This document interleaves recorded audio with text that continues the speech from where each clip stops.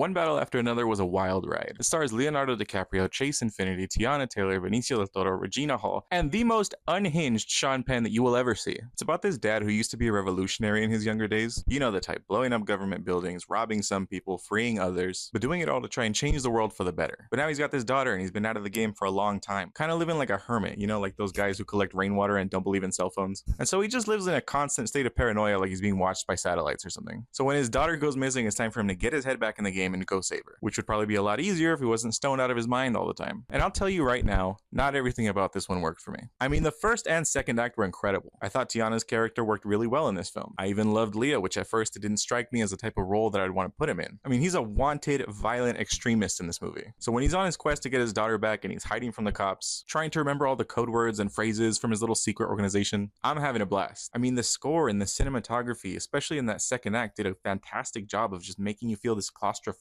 You really feel like you're on the run with him and you're as paranoid as he is that he might get caught at any second. So A+ in that department. And the score especially just keeps going in this movie, which at times I couldn't tell if it was endearing or annoying. But at the same time, it's very intentional. So I knew that even if it wasn't landing for me, there was a point to it. There was something that they were either trying to reference, pay homage, or allude to. I'll also say this movie is definitely a comedy. And not just a comedy, it's really absurdist in a way. Whether it's insane comedic scenarios that the characters are going through, or a really crazy sentence said with an entirely straight face. I laughed a lot. And this is a good time to mention again that Benicio del Toro was great. I could tell he was having fun in this role. But the third act is kind of where the movie fell apart for me. Now, I think it is consistent with what the movie was building up to, but personally it wasn't what I was looking for, and by the time the credits rolled, it left me wanting a little more. That's not even an issue with the marketing or anything. I don't think I've seen a single trailer for this film, actually. But having said all that, I think the film is still worth seeing, and probably even rewatching for me at some point, because there's definitely a lot to digest here. And it helps me understand why opinions might be split on this one. And that makes sense. At the end of the day, this is a very interesting, distinct movie with a clear vision and strong choices, even if they didn't all work for me personally. Like I said, I'd still recommend checking it out. But yeah, I do understand what this movie was going for. I think it's well made, well shot, well acted, well directed. It's just probably not one that I'll be coming back to very often. But what did you think about it? Let me know in the comments and follow for more.